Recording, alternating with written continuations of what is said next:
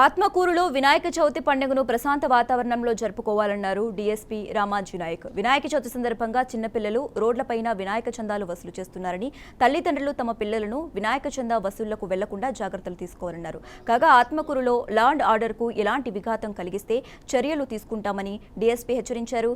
పట్నంలో నేర సంబంధమైన ఘటనలు ఏవైనా జరుగుతున్నట్లు తెలిస్తే వెంటనే పోలీస్ స్టేషన్కు సమాచారం ఇవ్వాలని డీఎస్పీ కోరారు. ప్రతిరోజు పోలీసు నాకాబందీ, డ్రంక్ అండ్ డ్రైవ్, వాహన తనిఖీలు ముమ్మరం చేస్తామన్నారు. ప్రజలు పోలీసులకు సహకరించాలని కోరారు.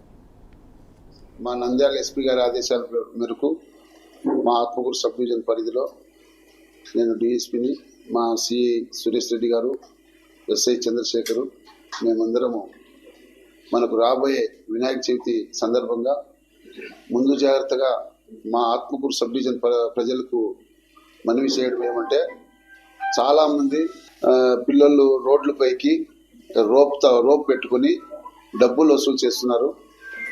దానివల్ల అందులో పిల్లలందరూ మైనర్ పిల్లలు ఉన్నారు. దానివల్ల ప్రమాదాలు జరిగే అవకాశం ఉంటుంది.